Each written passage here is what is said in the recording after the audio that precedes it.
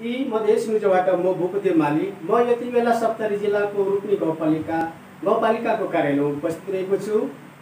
सुनिन्छ जिल्लाको उत्कृष्ट गाउँपालिका मध्ये एक रूपनी गाउँपालिका हो। मेरो सामु हुनुहुन्छ यहाँका अध्यक्ष हरिराम यादवज्यू। सर, मधेस न्युजमा तपाईँलाई स्वागत छ।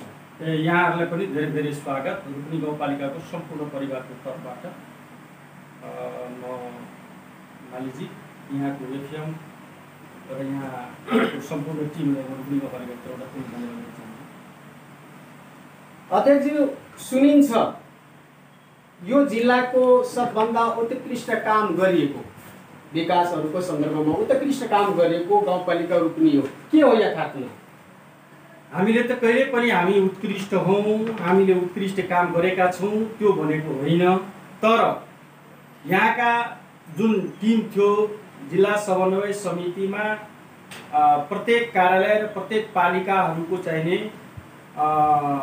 अनुगमन र चाहिने मूल्याङ्कनको सम्बन्धमा बैठक बसेको थियो र त्यही बैठकको चाहिने प्रतिवेदन अनुसारले उहाँहरूले प्रतिवेदन निकाल्नु भएछ। रूपनीको क्रियाकलाप कामकाज उत्कृष्ट भएर हामीलाई पुरस्कृत पनि गर्नुभएको छ। म अघि पनि भनेको थिएँ, यो उत्कृष्टसँग त्यति सरोकार छैन। जुन जनताले विश्वास गरेर हामीलाई म्यान्डेट दिएको छ 5 वर्षको लागि जनप्रतिनिधि बनेर सम्पूर्ण पालिकाको विकास निर्माणको कामदेखि लिएर हरेक गतिविधि राम्रोसँग सञ्चालन गर्नुपर्ने उद्देश्यले हामीले आफ्नो जिम्मेवारी पूर्ण रूपले आफ्नो क्षमता बुद्धि विवेकले भ्याएसम्म र ऐन कानुनले र स्थानीय सरकार सञ्चालन ऐन र नेपालको संविधानको लाई टेकेर हामीले आफ्नो कामकाज गरिरहेका छौँ।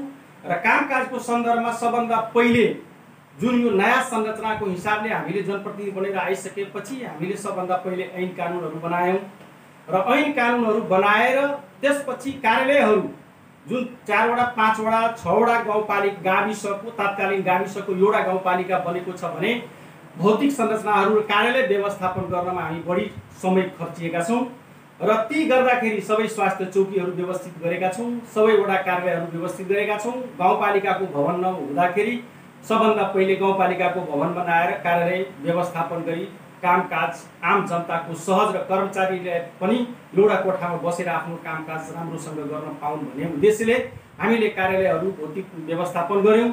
त्यसपछि विद्यालयहरूको जुन भौतिक संरचनाहरू अति खस्किएको बिग्रिएको पठन पाठनमा बाधा व्यवधान परिरहेको अवस्थामा विद्यालयहरूको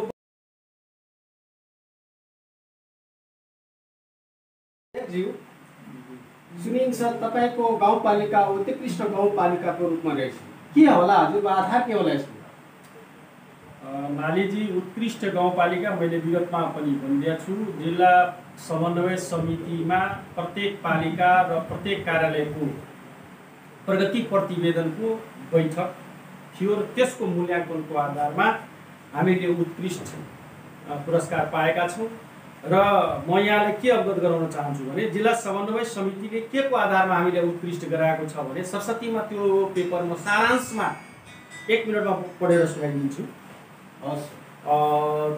तपसिल गाउँसभा समयभित्र सम्पन्न गरेको तथा विषयगत समितिहरू कार्यान्वयनमा रहेको कार्यालय व्यवस्थापन उत्कृष्ट रहेको, कार्यालयका कर्मचारीको जिम्मेवारी बाँडफाँड तथा शाखा व्यवस्थापन राम्रो रहेको, कार्यक्रम योजना आयोजनाहरूको भौतिक तथा वित्तीय खर्च र प्रगति राम्रो रहेको, निरीक्षण अनुगमन प्रभावकारी रहेको र अनुगमन निरीक्षणबाट प्राप्त प्रतिवेदन बमोजिमको सुझावहरूको पूर्णतया कार्यान्वयन हुने गरेको, पुँजीगत खर्च 80% भन्दा बढी वित्तीय प्रगति भएको, ठेक्का पट्टामा इबिडिङ प्रणाली कार्यान्वयनमा ल्याएको, चल अचल सम्पत्तिको जिन्सी व्यवस्थापन व्यवस्थित गरेको, बजेट कार्यक्रम तथा नीति कार्यक्रम कार्यान्वयन तयारी गर्दा सङ्घ र प्रदेशबाट प्राप्त मार्गदर्शनको पालना गरेको, वित्तीय अनुशासन कायम रहेको, मासिक चौमासिक र वार्षिक प्रगति प्रतिवेदन सम्बन्धित निकायमा पठाएको। यी कुराहरू सारांशमा जिल्ला समन्वय समितिको चाहिने हामीले जुन पुरस्कृत गरेका छ र मूल्याङ्कन गरेका छ यी आधारमा इन्डिकेटरको आधारमा हामीले गरेको छ।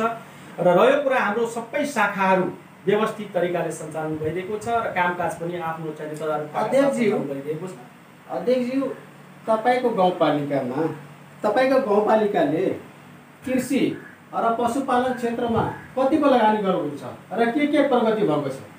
कृषिमा हामीले प्रत्येक वर्ष 40 लाख 42 लाख 35 लाख 38 लाख यसरी बजेट छुट्याएर आउँदैछौँ। कृषिमा हामीले के गरेका छौँ भने जुन किसानहरूलाई प्रोत्साहन गर्नको लागि, मनोबल बढाउनको लागि धानको बिउ, गेहुँको बिउ, तरकारीको बिउ 50% सब्सिडीमा हामीले किसानहरूलाई दिने गरेका छौँ।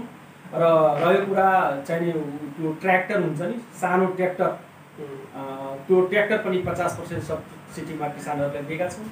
पशु सेक्टरमा हामीले जुन गाई बस्तु दुध उत्पादनको लागि बेरोजगारी समस्या दूर गर्न र आफै दुध उत्पादन गरेर व्यावसायिकरण गर्नको लागि हामीले किसानहरूलाई तपाईँको कुट्टी काट्ने मसिन, गट्टर मसिन हुन्छ, त्यो पनि 50% सब्सिडीमा एकचोटि